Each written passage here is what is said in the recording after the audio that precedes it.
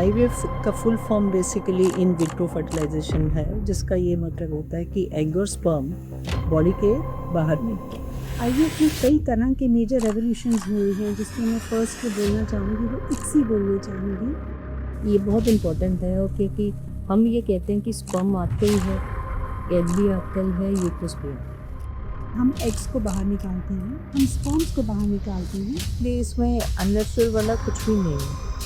IVF is not artificial, it is assisted reproduction.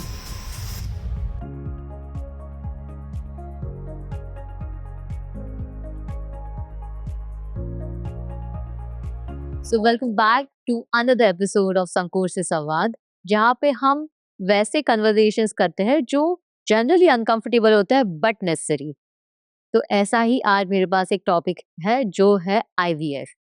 IVF सुनते ही लोगों के मन में बहुत सारे सवाल, टैबूज, कभी कभी शर्म भी, but apart from that confusion, डर पैदा हो जाता है। जैसे बहुत सारे कपल्स हैं जिनके मन में सवालों के साथ साथ डर पैदा हो जाता है। बट आईवीएफ डरने की एक चीज नहीं है, it's just a medical procedure जब नेचर को भी साइंस और मेडिकल की जरूरत पड़ती है। सो इन्हीं सारे सवालों का और इस डर का थोड़ा सा निवारण करने के लिए हमारे साथ है हमारे दो doctors, doctor Sheetal Jindal and doctor Umesh Jindal from Jindal IVF and Sant memorial hospital, Chandigarh. So to begin with, let's welcome Dr. Umesh Jindal. So very warm welcome, doctor, and please let us know about your journey.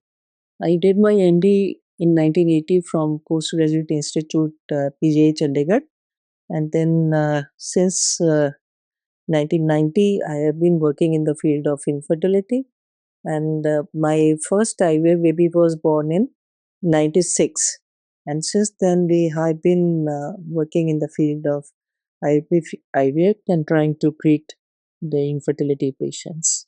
Wow, doctor, that's such a long journey and such a rich experience. A very warm welcome to Dr. Sheetal. Can you please let us know about your journey? So I am Dr. Sheetal Jindal. I did my MD from Shivaji University, Kolhapur, and after that I did my training from PGI Chandigarh as a senior resident. And after that I trained myself. I did fellowship in infertility for almost 2 years, followed by a specialized course in genetics. And since then, it's been around 18 years that I am in this field of infertility, with practicing IVF and helping patients get their babies. So both our doctors come with rich experience, and they will help us to break the stigma around IVF. So thank you, doctor. Thank you for sharing your experience. Dr. Umesh, IVF के regarding बहुत सारे सवाल and stigma लोगों के मन में होते हैं। कब चालू करना है, कैसे चालू करना है, बट उससे पहले can you let us no कि आईवीएफ एक्चुअल में है क्या? हमें और हमारे व्यूअर्स को समझा सकते हैं आप? आईवीएफ का full form basically in vitro fertilisation है, जिसका ये मतलब होता है कि एग और स्पर्म बॉडी के बाहर निकलते हैं। और ये शुरू हुआ था, द फर्स्ट बेबी, दुनिया का जो फर्स्ट बेबी बॉर्न हुआ था, that was in 1978 in UK. Test baby तो एक गलत शब्दावली बन गई है शुरू से, जो लोग यूज करते हैं। हाँ, ऐसा कुछ भी नहीं था। ये एग और स्पर्म को आईवीएफ लैब में मिलाया जाता है और ग्रोथ एक नेचुरल वे में होती है, और उसके बाद जो भ्रूण बनते हैं, एम्ब्रियो बनते हैं, उनको यूट्रस में इम्प्लांट कर दिया जाता है। सो डॉक्टर, आपने कहा कि फर्स्ट आईवीएफ से जो बेबी हुआ that was in 1976। No, 76 in United Kingdom, या यूके। तो तब से लेके अब तक आईवीएफ में क्या चेंजेस हुए हैं एंड मेडिकली हमने क्या क्या प्रोग्रेस की है आईवीएफ में? Can you let us know about that as well? देखिए, IVF इज अ फील्ड जो तब से there are so many things which have happened कि IVF is like a totally different, it's a speciality in itself now. IVF में कई तरह के major revolutions हुए हैं, जिसमें मैं फर्स्ट जो बोलना चाहूँगी वो इक्सी बोलना चाहूँगी, कि जो मेल इनफर्टिलिटी को डील करने के लिए आया था।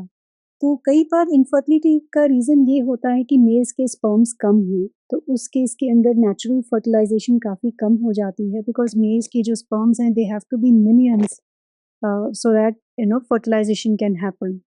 तो इक्सी एक ऐसा रेवोल्यूशन था जिसके अंदर हम एक एक एग के अंदर, इसको बोलते हैं हम इंट्रासाइटोप्लाज्मिक स्पर्म इंजेक्शन। एक एक एग के अंदर हम एक एक स्पर्म इंजेक्ट करते हैं। तो इससे क्या होता है कि अगर बहुत कम शुक्राणु भी है मेल्स के, तो भी एम्ब्रियोज बनाए जा सकते हैं। तो आई थिंक दिस इज एक ये आईवीएफ में मेजर एडवांटेज था, चेंज आया है, जिसने इसकी जो आईवीएफ की जो फैसिलिटी है वो बहुत wide variety of infertility cover कर सकती है। दूसरा जो इम्पोर्टेंट चेंज आया है कि हम एम्ब्रियोज फ्रीज कर सकते हैं।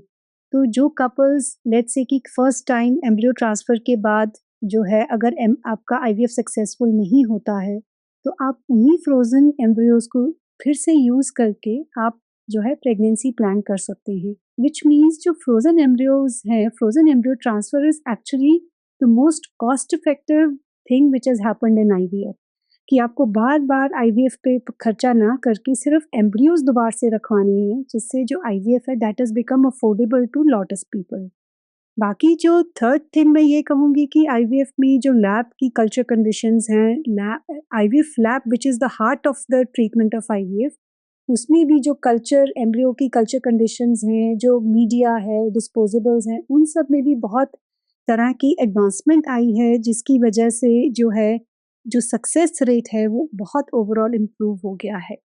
तो आई थिंक जो अब IVF is not only limited to infertility, nowadays IVF fertility preservation में भी आ गया है। कैंसर पेशेंट्स के अंदर भी आप आईवीएफ करके अपने ही एग एंड स्पर्म से प्रेगनेंसी फ्यूचर में प्लान कर सकते हैं।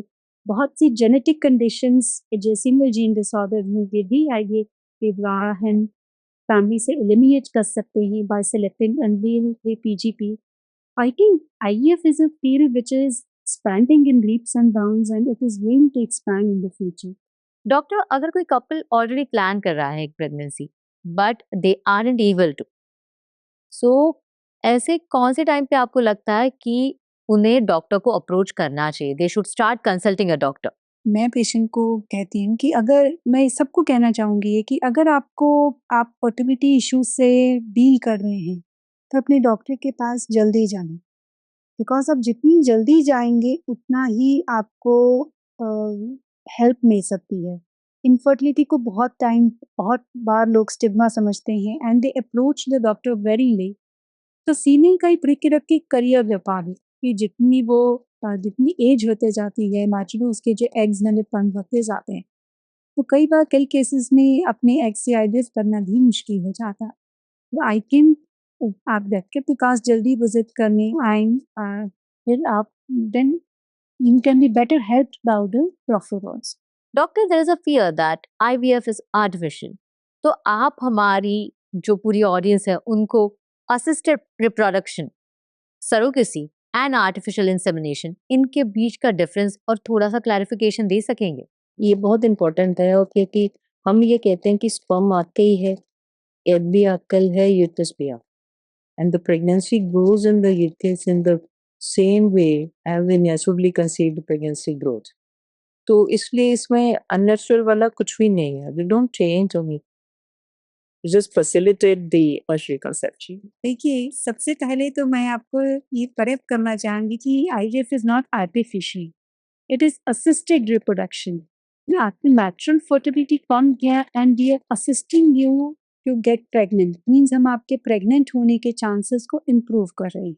तो जो आईवीएफ होता है, आईवीएफ जैसे कि डॉक्टर जिंदल ने अभी बताया कि हम एग्स को बाहर निकालते हैं, हम स्पर्म्स को बाहर निकालते हैं एंड लेबोरेटरी में, आईवीएफ लेबोरेटरी के अंदर एग्स एंड स्पर्म्स को फ्यूज करते हैं और उनसे जो हम एम्ब्रियोज बनाते हैं उनको लैब में ग्रो करके थर्ड डे या फिफ्थ डे हम पेशेंट के यूट्रस में रखते हैं। इस टेक्निक को हम आईवीएफ बोलते हैं। जो आईयूआई होता है, आईयूआई में हम नेचुरल फर्टिलाइजेशन तो फीमेल की बॉडी में होने देते हैं।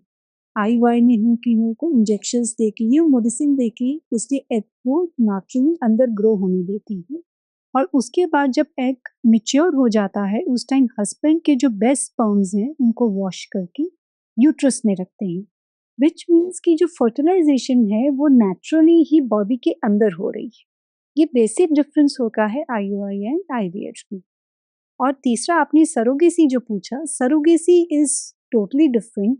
सरोगेसी करने के लिए आईवीएफ की ज़रूरत पड़ती है, बट सरोगेसी इज़ कि आपने जो एग एंड स्पर्म है, लेट्स से किसी फीमेल का अगर यूट्रस नहीं है, यूट्रस एब्सेंट है, तो ऐसे केस में उसका एग उसकी बॉडी में है, उसकी ओवरीज अगर उसकी बॉडी में है, तो इसका मतलब एग्स उसके अपने हैं, उसके हस्बैंड के हम स्पर्म्स यूज़ कर सकती हैं। तो उन एग्स एंड स्पर्म्स को यूज़ करके अगर उसका यूट्रस नहीं है, तो माँ नहीं बन सकती। बट उसके एग्स और उसके स्पर्म्स को हम फ्यूज़ करके जो एम्ब्रियोज बनाते हैं, वो हम किसी थर्ड पार्टी, किसी थर्ड मदर के, किसी थर्ड फीमेल के अंडर रखती हैं।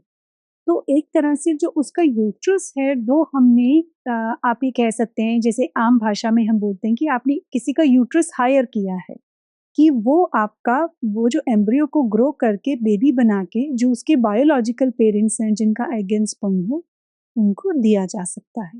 तो सरोगेसी में आईवीएफ की ज़रूरत पड़ती है, बट सरोगेट वो मदर है जो बेबी को ग्रो करके, बड़ा करके उसके बायोलॉजिकल पेरेंट्स को दे सकती। सो क्या इसी कंफ्यूजन की वजह से लोग आईवीएफ करवाने से डरते हैं? Is it something like that? तो बेटर अब ठीक है, बहुत सारी एप्रीहेंशंस होती हैं पेशेंट को कि वो क्या होगा, कितना दिन इंजेक्शन लगेंगे, कितना दिन लाना पड़ेगा, क्या प्रोसीजर होगा, क्या पेन होगा, नहीं होगा। तो ये तो बहुत से So doctor, can you take us through the IVF process in a simpler term ताकि हमारे व्यूअर्स को भी ये प्रोसेस समझने में आसानी हो? आईवीएफ का जो प्रोसीजर है, इसके अंदर हम इंजेक्शन शुरू करते हैं। मोस्ट ऑफ द टाइम जो इंजेक्शंस हैं वो पीरियड्स के सेकंड डे से शुरू होते हैं। यूजुअली इंजेक्शंस डेली लगते हैं और डिफरेंट पेशेंट की बॉडी कंडीशन के हिसाब से यूजुअली 10 टू 12 डेज़ के इंजेक्शंस होते हैं और वो इंजेक्शंस से आपके एग्स को ग्रो किया जाता है। तो जब एग्स मैच्योर हो जाते हैं, तो उसके बाद एक ओवम पिकअप का प्रोसेस होता है। तो उसके अंदर पेशेंट को शॉर्ट एनेस्थीसिया देके वो एग्स को बाहर निकाल दिया जाता है।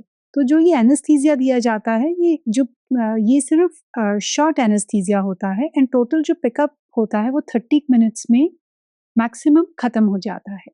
It's a safe procedure, body पे कोई कट नहीं आता एंड नीचे वजाइना के थ्रू ही ये पिकअप किया जाता है। उसके बाद उसी दिन जिस दिन फीमेल का पिकअप होता है, हस्बैंड स्पर्म्स देते हैं अपने।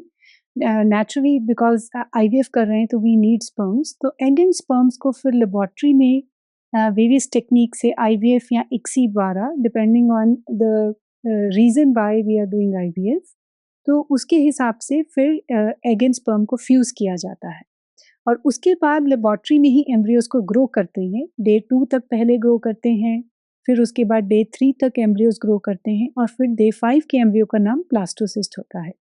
और उसके बाद अगर सेम साइकिल में जब आपके अगर जिस साइकिल में आपके इंजेक्शंस लगे हैं, एम्ब्रियोज़ बनाए हैं और 5th डे अगर ट्रांसफ़र कर दिया जाता है, तो उसको फ्रेश एम्ब्रियो ट्रांसफ़र बोलते हैं। और अगर डॉक्टर को लगता है कि अभी इस बार एम्ब्रियो ट्रांसफ़र नहीं करना, तो वो डॉक्टर जो एम्ब्रियोज़ है आपकी फ्रीज़ कर लेता है।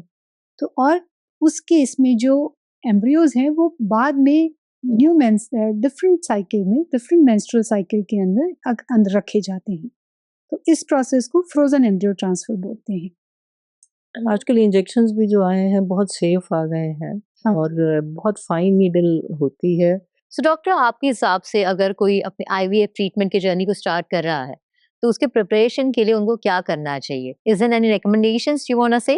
पेशेंट को एज सच तो बहुत ज़्यादा कोई प्रिपेयर करने की ज़रूरत नहीं होती, पर एक हेल्दी लाइफस्टाइल बहुत इम्पोर्टेंट रहता है कि अपना खाना-पीना ठीक करें, वेट ठीक करें, ब्लड प्रेशर, डायबिटीज़ अगर पूरी भी हो, किसी तरह की भी साथ में एसोसिएटिंग प्रॉब्लम है, तो उसको प्रॉपर्ली कंट्रोल किया जाए।